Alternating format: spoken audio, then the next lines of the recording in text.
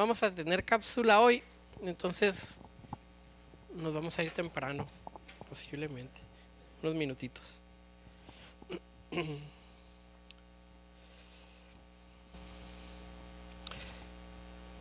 Vamos a continuar con el estudio, con la serie de estudios que estamos teniendo a lo largo de todo este año con respecto a la Biblia, a tratar de entender la Biblia en su contexto, en la mejor manera de estudiar la Biblia, ¿no? De principio a fin, que podamos leerla, que podamos entenderla. Entonces, hoy vamos a continuar con los dos siguientes libros de la Biblia, que es Primera y Segunda de Reyes. Estos dos libros los vamos a estar viendo juntos, los vamos a ver en un solo día, que es el día de hoy. No tenemos la intención de profundizar, tenemos la intención de ver un panorama general, ¿no? Nada más. Ver dos libros de la Biblia es muy difícil en un solo día, en una hora, pero estamos viendo nada más algunos panoramas generales para poder entender el hilo que aparece a lo largo de toda la Biblia hasta Jesús. Gracias por la vida de Carlos, por lo que está, por su disposición. Presúmeles que está diciendo que gracias por ti. Gracias, Carlos. Entonces, vamos a abarcar estos dos libros, Primera y Segunda de Reyes. Primera de Reyes, de manera general, registra la división del reino. Cuando abrimos la Biblia después de Salmos, inclusive, antes también vemos que ya está el reino de Israel dividido y a veces no entendemos a qué se refiere una cosa u otra. Ya se empiezan a referir los profetas a Israel o a Judá, y no sabemos qué pasa con las otras tribus. Bueno, es que hay una división entre el reino, ocasionada principalmente por el pecado de Salomón, que ahorita vamos a estar viendo un poco más a detalle. Pero una vez más aparecen en estos libros pecado y consecuencia, y es lo que hemos estado nosotros viendo estos últimos domingos. Lo vimos el domingo pasado con David, donde comete un pecado, ¿se acuerdan? Con esta mujer Betsabé, y de pronto, a causa de ese pecado, empieza a haber ya un desorden en su gobierno. Lo mismo con Saúl. Saúl llega al reino, comete pecado delante de Dios y luego se ven las graves consecuencias de tener que perder el reino. Ahora vamos con Salomón, y Salomón va a pasar lo mismo. Dios lo pone como rey, y a causa del pecado de Salomón hay una división en el reino de Israel, donde ya quedan políticamente divididos por muchos años. Primera de Reyes registra esta división del reino, y Segunda de Reyes va a registrar la cautividad que estos dos reinos van a tener, de manera así muy general. Es muy probable, la tradición dice que estos libros, o este libro que es uno solo en la Biblia judía, vamos a llamarle así, en la tradición es que quien lo escribe es el profeta Jeremías, que se dedica a narrar ahí la historia de Israel y a narrar la historia de esta separación y las consecuencias también de esa división. Obviamente, si vemos que abarca Segunda de Reyes hasta la cautividad, quiere decir que alguien después de la cautividad tuvo que haberlo escrito, ¿no? Entonces Jeremías es un personaje que tiene la posibilidad de estar ahí escribiendo, narrando, registrando la historia de Israel. Los reinos se van a dividir en dos: el reino del norte, Israel, con 10 tribus y con su capital Samaria, y el reino del sur, que es Judá, con 2 tribus nada más, que va a ser Judá y Benjamín, y como capital va a ser Jerusalén. Ahora, esta Judá, a pesar de que son 2 tribus, son territorio muy grande, tribus muy grandes, y van a tener mucho peso a lo largo de toda la historia de Israel, posiblemente más Judá que Israel, a pesar de ser solamente 2 tribus. Entonces vamos a revisar la vida de 2 personajes importantes a lo largo de estos 2 libros. El primero va a ser Salomón. Salomón es un personaje que nosotros conocemos. ¿Qué característica conocemos de Salomón? La muy sabio, ¿no?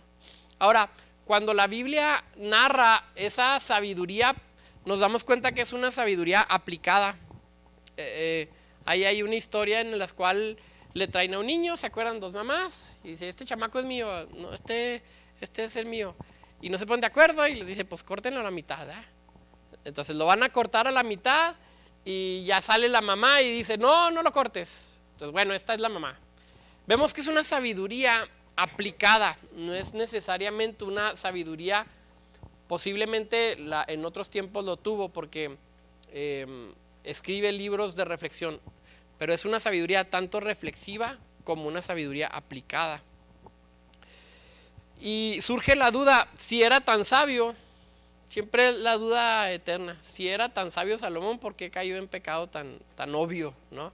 Y ahorita vamos a ver algunas de las causas que creo por las cuales Salomón cae en un pecado tan grave.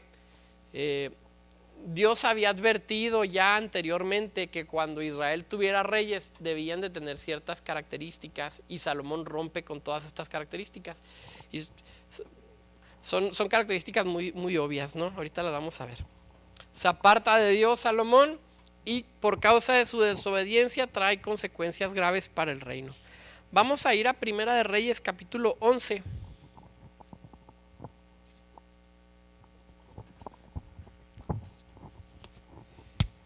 Les voy a leer yo desde el verso 6.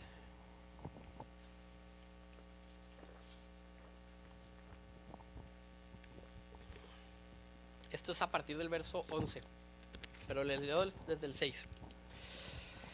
E hizo Salomón lo malo ante los ojos de Jehová, y no siguió cumplidamente a Jehová como David su padre. Entonces edificó Salomón un lugar alto a Quemos, ídolo abominable de Moab, en el monte que está enfrente de Jerusalén, y a Moloc, ídolo abominable de los hijos de Amón.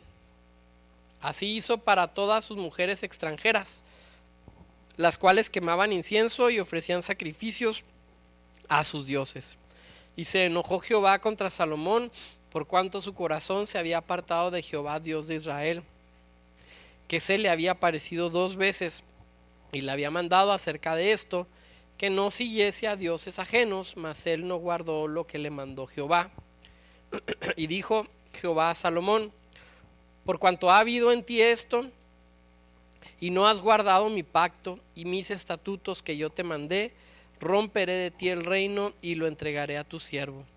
Sin embargo, no lo haré en tus días, por amor a David tu padre, lo romperé de la mano de tu hijo. Pero no romperé todo el reino, sino que daré una tribu a tu hijo, por amor a David mi siervo y por amor a Jerusalén, la cual yo he elegido. Entonces, vemos que la consecuencia dura de Salomón es a causa de idolatría, de construir dioses para todas sus esposas que había tenido. Por ahí se dice que tenía 700 esposas nomás y no le bastaba y tenía 300 concubinas más. Entonces tenía para comer y tenía para alimentar a 1000 mujeres más nada más todo el séquito, más todas las personas.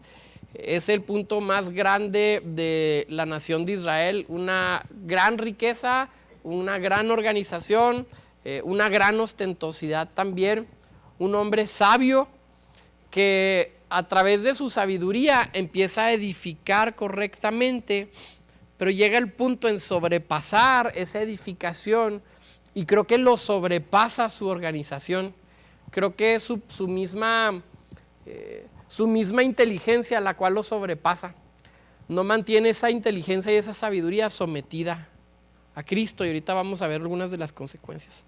Había una advertencia previa que aparecía en Deuteronomio capítulo 17, porque Dios ya había previsto que iban a levantarse reyes para la nación de Israel. Entonces Dios ya les había dicho, cuando se levanten reyes tienes que cuidarte de 3 cosas. Dice Deuteronomio 17 del verso 14, cuando hayas entrado en la tierra que Jehová tu Dios te da, y tomes posesión de ella, y la habites, y digas, pondré un rey sobre mí, como todas las naciones que están en mis alrededores, ciertamente pondrás por rey sobre ti al que Jehová tu Dios escogiere. de entre tus hermanos pondrás rey sobre ti. No podrás poner sobre ti a hombre extranjero que no sea tu hermano. Fíjense las advertencias ahora. Pero él no aumentará para sí caballos, ni hará volver al pueblo Egipto con el fin de aumentar caballos, porque Jehová os ha dicho, no volváis nunca por este camino. Advertencia número 2. Ni tomará para sí muchas mujeres, para que su corazón no se desvíe. Y advertencia número 3. Ni plata ni oro amontonará para sí en abundancia.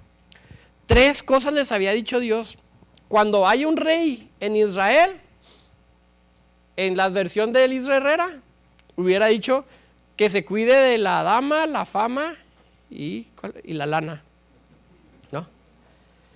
Cuídate de los caballos. ¿Qué simbolizaban los caballos? Era ese poderío que manifestaba su reino.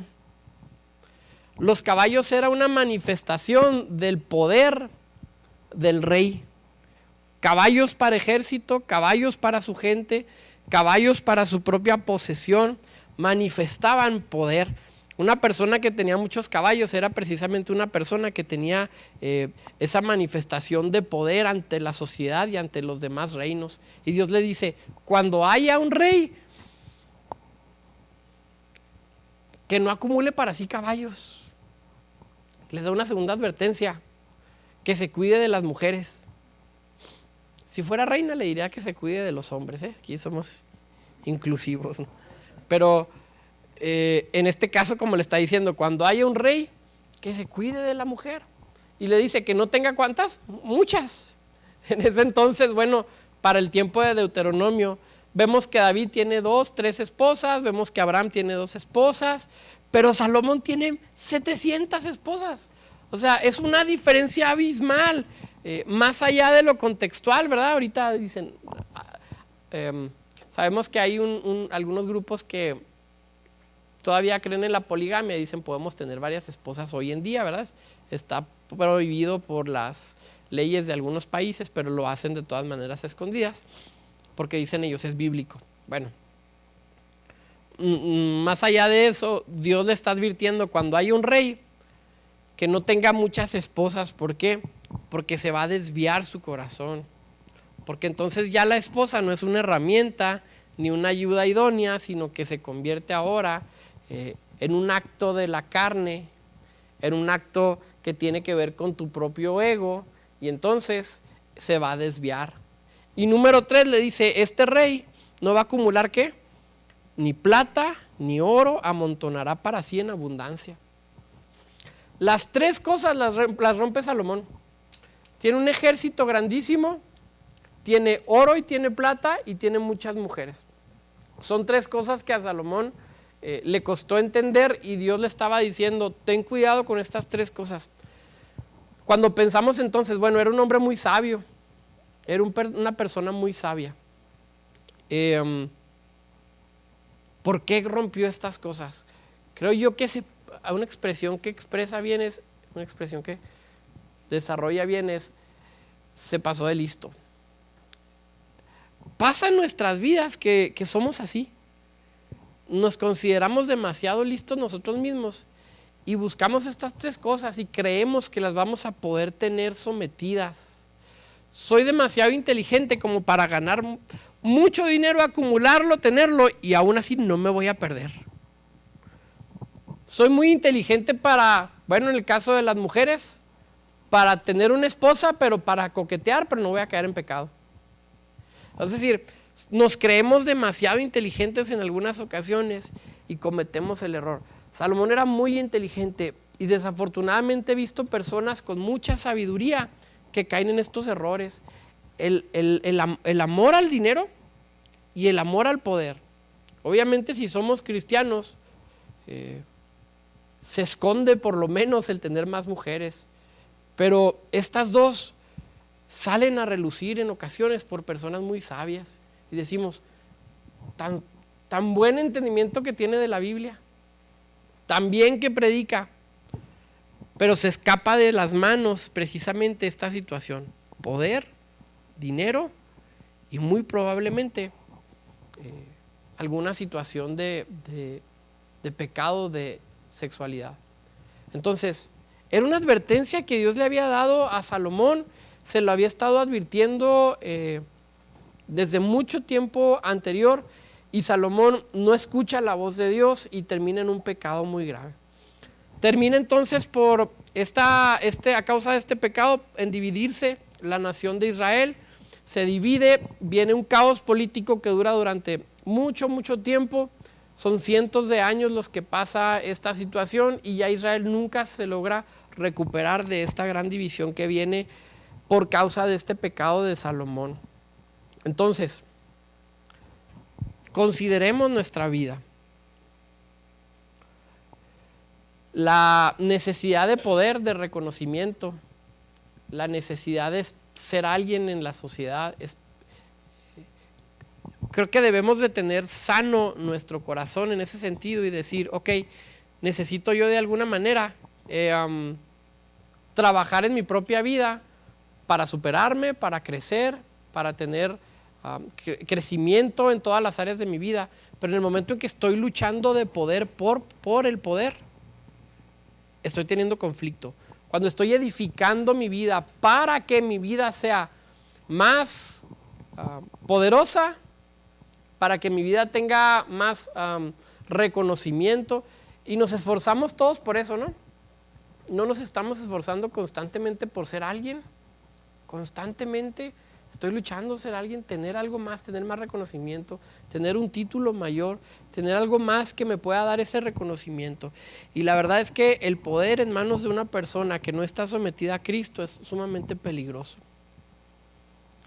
El dinero en manos de una persona que no está totalmente sometida a Cristo es sumamente peligroso.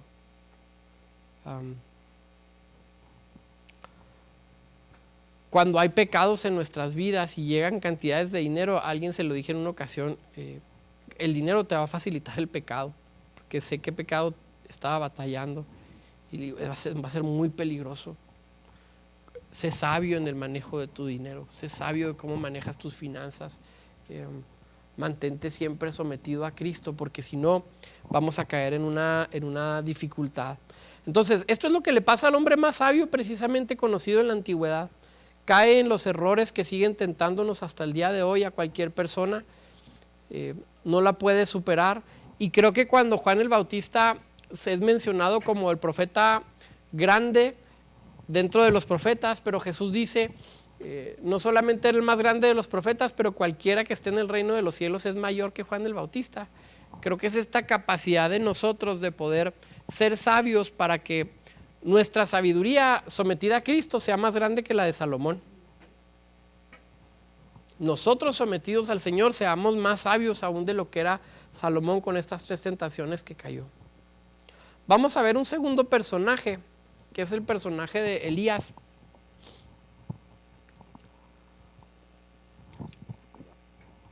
Elías aparece en el Nuevo Testamento más que cualquier otro profeta.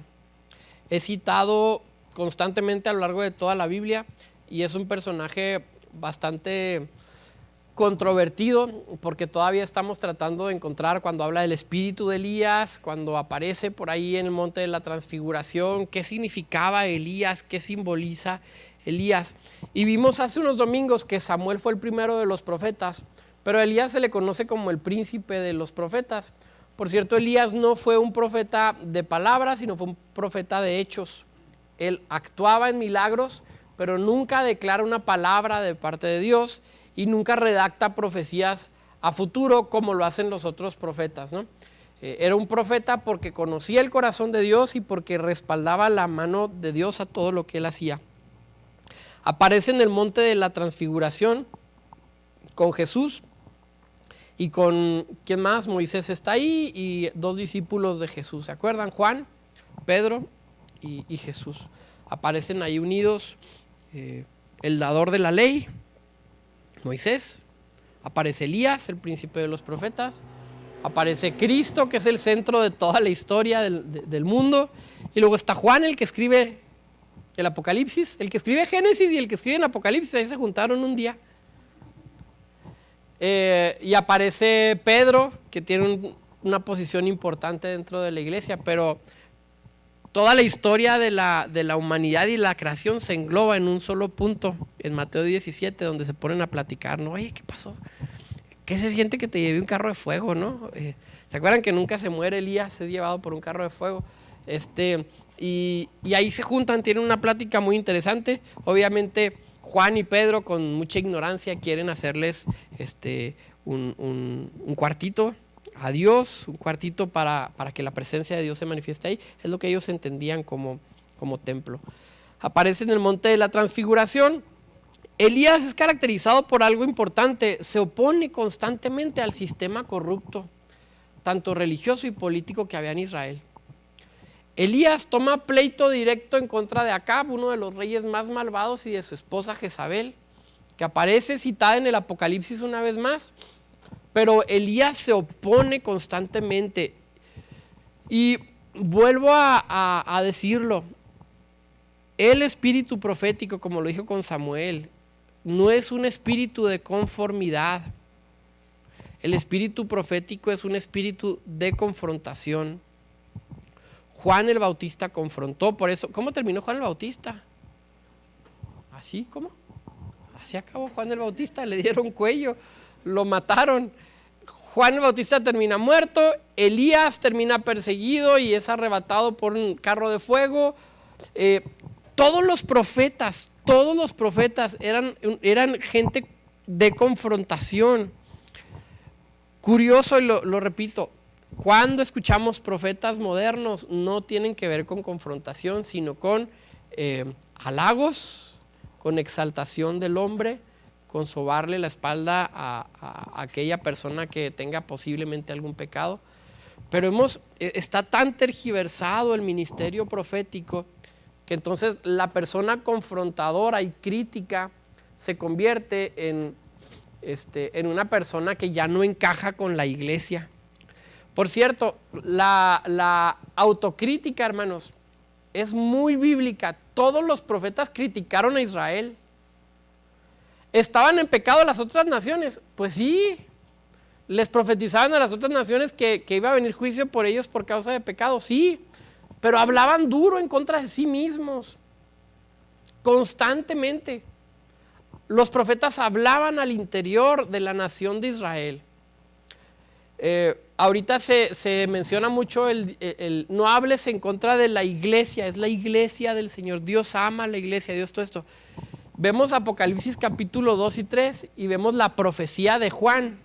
Juan profetizándole a las iglesias: eres tibia, no eres ni fría ni caliente, y por cuanto eres tibia te voy a vomitar de la boca. Oye, no le puedes hablar así a la iglesia del Señor, Juan. Es la iglesia de Cristo. Y a la otra le dice: estás ciega, estás desnuda, necesitas arrepentirte, toleras a esa mujer. El espíritu profético aún en la iglesia sigue funcionando igual, y Juan profetizándole a 7 iglesias, a 6 las pone, ¿cómo las pone? ¿Cómo se me fue el dicho? Pero las pone muy mal. De 7 iglesias a 6 les va muy mal. No puedes hablar en contra de la iglesia del Señor así, Juan. Cristo murió por ellas. Sí, pero el que está hablando es Cristo, pues dile a Él, ¿verdad? Cuando leemos Apocalipsis 2 o 3 decimos: es que Jesús les está hablando. No, Juan les está pasando el mensaje de Jesús. Eso es la esencia de la profecía. Es Juan el que les está hablando en nombre de Cristo. Entonces, confundimos a veces y vemos Apocalipsis como un diálogo directo entre Jesús y las iglesias. No, es Jesús, profeta, iglesia. Así funcionaba. Eso aplica aún en el Nuevo Testamento. Era un espíritu duro. Elías tenía esta característica. Era una persona que se oponía a lo corrupto dentro de la nación, en el sentido religioso y en el sentido político, porque era una teocracia. Es llevado en un carro de fuego, se enfrenta a Acab, se enfrenta a Jezabel. Y viene una característica muy interesante de Elías, que es la famosa depresión del profeta, ¿no? Elías pasa por ciertas situaciones a lo largo de su vida después de enfrentarse a los profetas de Baal, después de enfrentarse al reino de Acab, después de enfrentarse a Jezabel. Y una mujer resulta ser más brava que el rey y resulta ser más brava que todos los profetas. Y una mujer es quien le dice, pónganle precio a la cabeza de Elías. Por causa de una mujer, Jezabel, que por cierto, hay que tener cuidado cuando dentro de una matrimonio, iglesia, dentro de alguna relación, se encuentra una mujer con características como las de Jezabel, que sobrepasa con un mal espíritu la autoridad que está ahí, que por lo general va a ser con un mal espíritu. Cuando vemos conflictos, y esto va para todos los hombres, ¿cuántos dicen amén? Hace unos meses estuve hablando con un amigo y estábamos viendo precisamente, ojo, creo que no es la culpa de la mujer, es culpa de que los hombres culturalmente somos flojos, espiritualmente, culturalmente no hemos tomado las riendas de lo que significa verdaderamente ser un hombre de Dios. No lo hacemos. Entonces entiendo, bueno, la mujer sale al quite, ¿verdad? Si tú no educas a mis hijos en la palabra de Dios, lo voy a tener que hacer yo. Si tú no provees lo necesario para el desarrollo cristiano de mi familia, lo voy a tener que hacer yo. Pero constantemente veo que los hombres nos echamos para atrás. No, pues allá, hermanos, hay que hacerlo, hay que levantarnos, hay que orar, hay que tomar las riendas.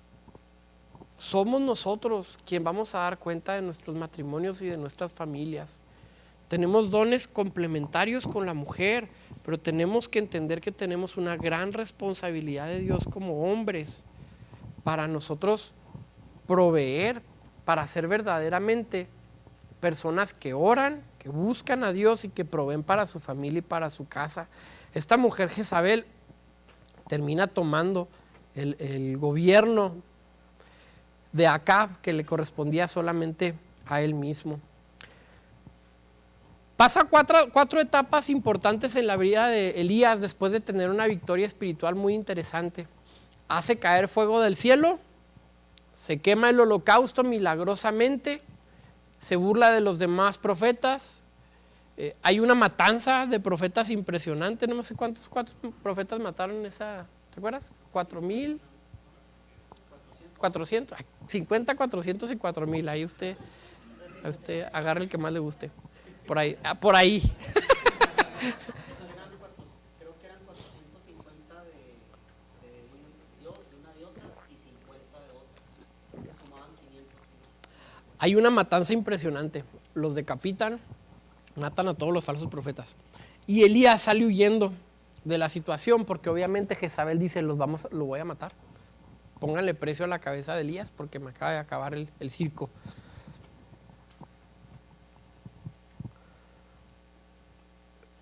Estamos ya tan acomodados, Elías. Estamos bien a gusto, vato. O sea, ya tenemos el reino, tenemos la religión y vienes a aguarnos la fiesta. Es que esas cosas no se dicen. Es que esas cosas no se hacen. Es políticamente incorrecto, Elías. Y viene Elías y les aguada la fiesta y trae consecuencias para su vida y se enoja precisamente la mujer de poder. Se enoja bastante y le pone precio. Pasan 4 etapas después de esta situación. Primera de Reyes, capítulo 18, en el verso 22, es el que está ahí hasta arriba. Dice, y Elías volvió a decir al pueblo, solo yo he quedado profeta de Dios. Más de los profetas de Baal hay 450 hombres. Entonces, Elías se siente solo.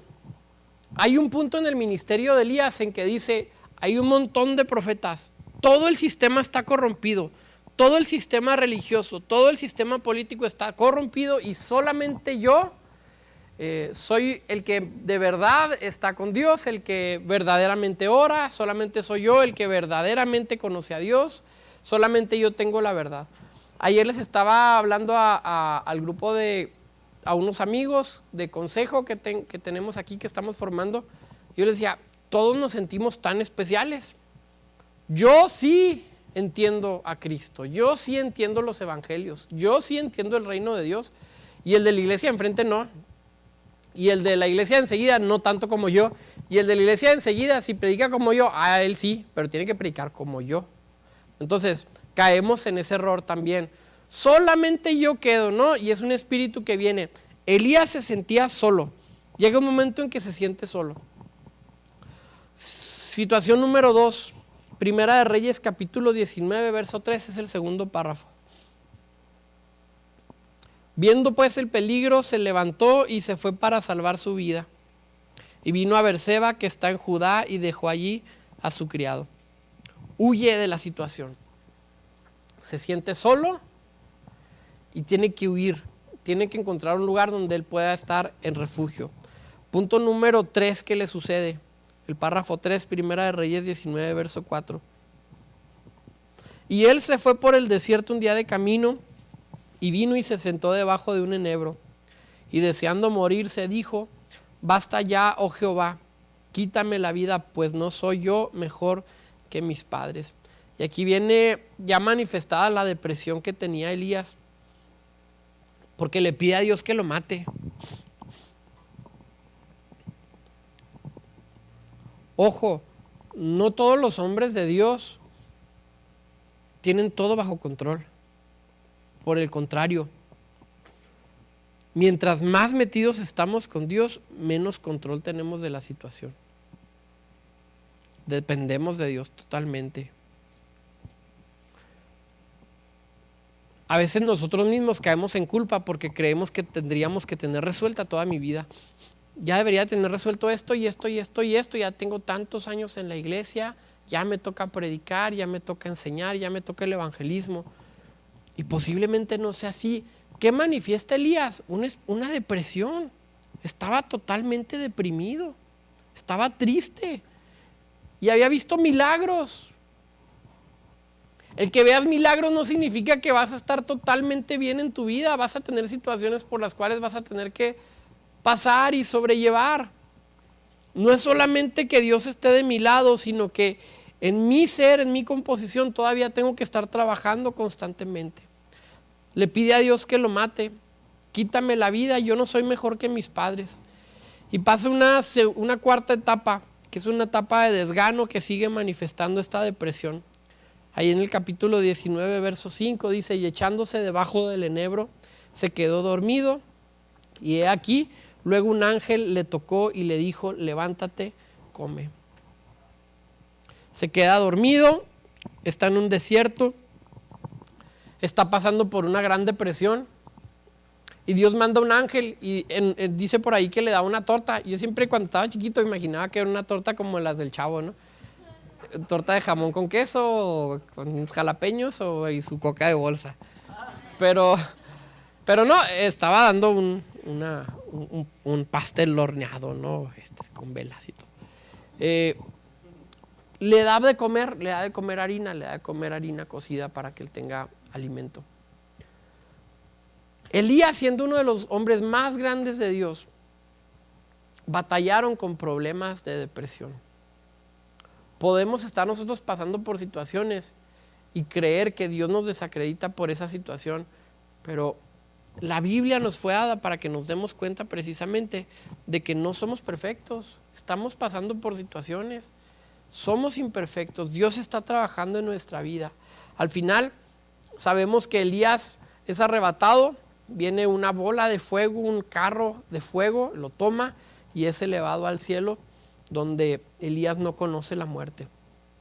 Vamos a leer Primera de Pedro capítulo 5, verso 6.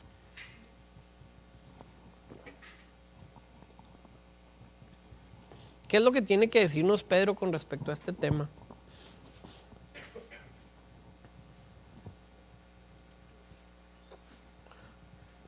Capítulo 5, verso 6.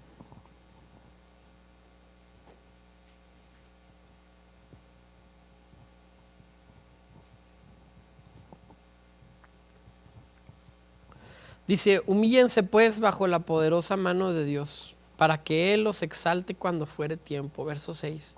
Bien importante, humíllate, humíllate, humíllate. La humillación en un contexto normal es mala. Me humilló, qué humillante. Dios constantemente nos humilla. Nuestro ego, nuestra mente, lo que hemos construido de nosotros mismos, lo pone en evidencia para que seamos humillados. Pedro les dice, voluntariamente humíllate delante de Dios. Cuando sea el tiempo va a ser exaltado. Cuando Dios decida, cuando Dios quiera hacer algo, entonces Él te va a exaltar. Pero no estés buscando tu propia exaltación. No estés buscando constantemente el levantarte a ti mismo. Redes sociales es un medio tan fácil de autoexaltación. Les platiqué que una vez Aarón Torres, no supe cómo lo tomó, pero subió una foto tomándose un café con una computadora y puso trabajando.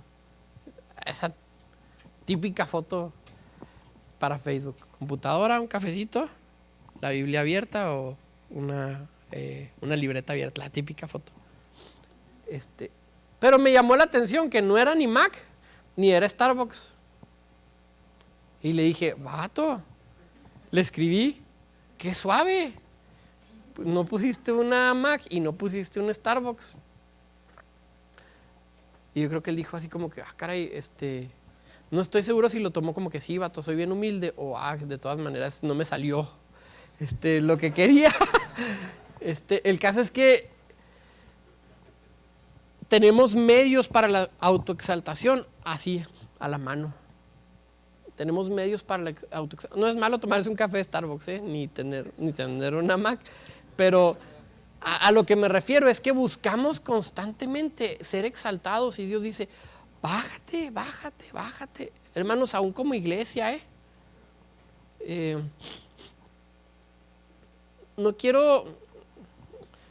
nunca quiero, pero siempre termino haciéndolo. Pero cuando empezamos a hablar de más de nuestra iglesia, hay avivamiento y vas y dices, no hay avivamiento, vato. O sea, utilizamos herramientas de marketing para exaltar a ver si eso atrae más gente, ¿no? Ven a ver lo que está pasando y vas y pues, está bien, pues lo mismo que pasa en la mía, o sea, en todos lados. ¿Sí me explico?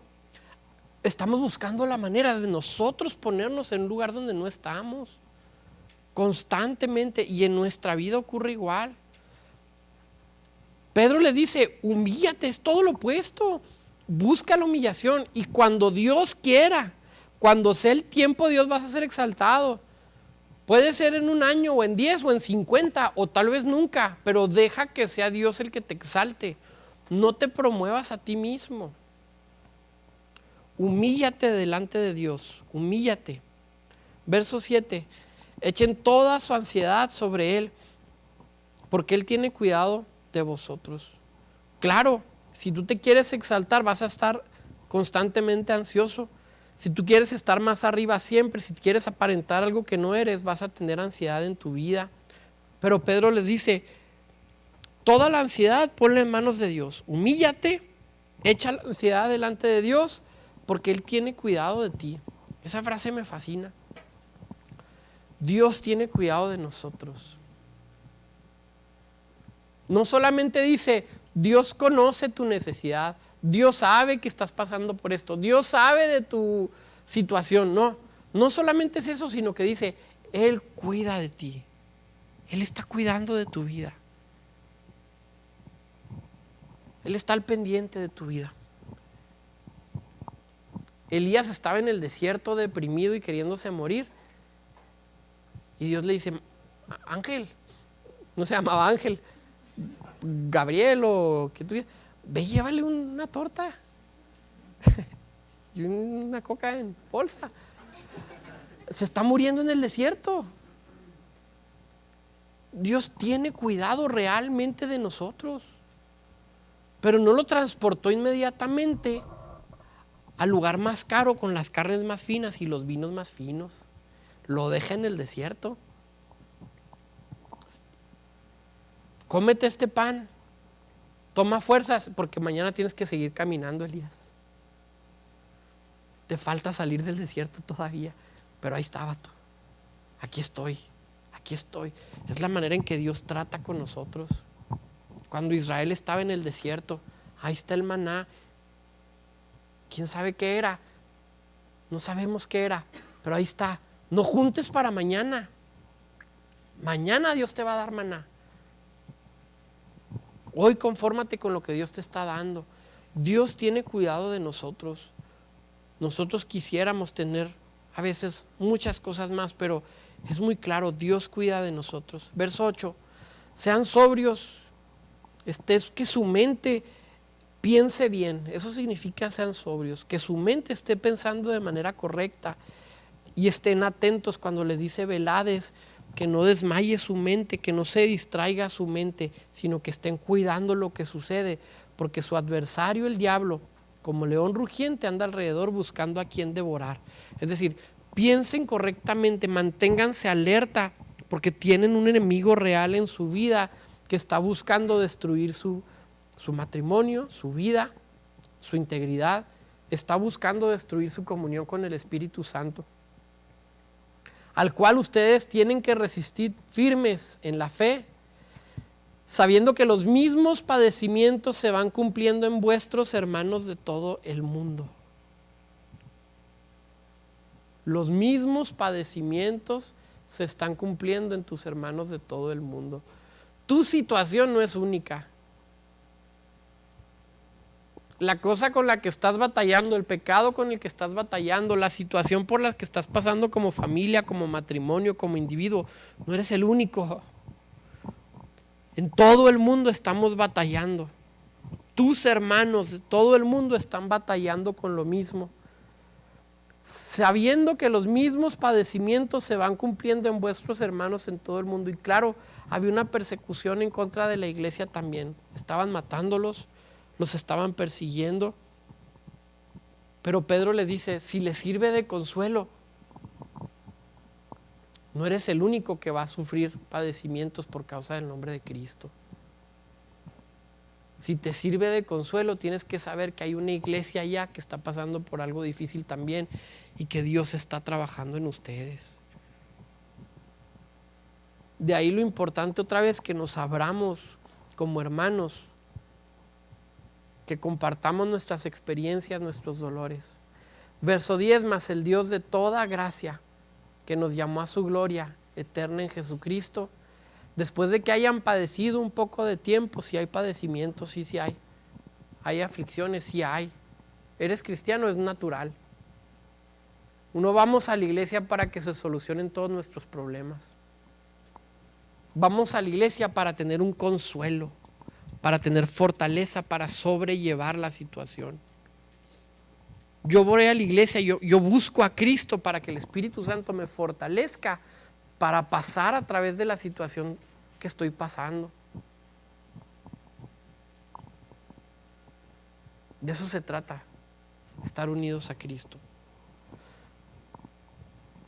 Después de que hayas padecido un poco de tiempo, dice Pedro, y el padecimiento un poco de tiempo eran años, y el padecimiento era realmente padecimiento. Él les va a perfeccionar, los va a afirmar, los va a fortalecer y los va a establecer. Hay un proceso de tiempo sobre el cual pasamos un padecimiento. Echando nuestra ansiedad, humillándonos, hay un proceso sobre el cual nosotros estamos pasando.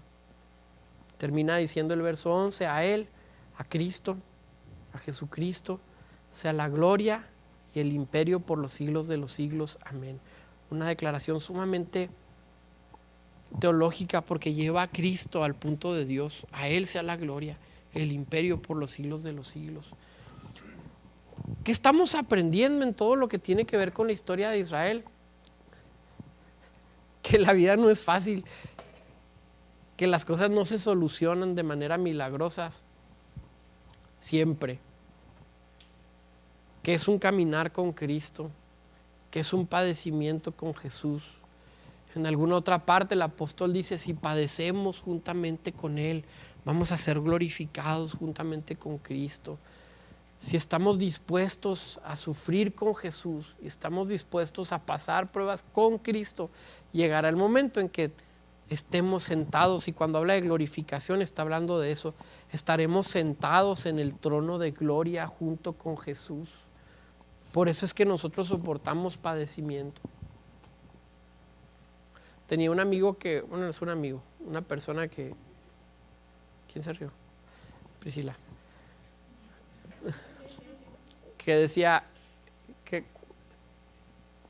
dice, siempre escucho a los cristianos decir, mi vida era un desastre hasta que conocí a Cristo. Y él dice, mi vida era bastante normal hasta que conocí a Cristo. Me han metido a la cárcel, me han perseguido, me han apedreado, me han difamado cuando conocí a Jesús. Tenemos que tener muy en claro que seguir a Cristo cuesta realmente. A Elías le costó. Salomón, ¿qué tuvo? Mujeres, poder y dinero. Y eso lo llevó a su destrucción. Elías, ¿qué tuvo? Persecución, inconformidad, luchas, desierto, calor, hambre, cansancio. Pero no conoció la muerte. Fue elevado en un carro de fuego para estar con Cristo. Entonces, estamos aprendiendo a lo largo de todo este estudio que las cosas no son como siempre las hemos visto. Las cosas no son como siempre las hemos pensado. Hay un proceso sobre el cual estamos trabajando y Dios está trabajando en nosotros.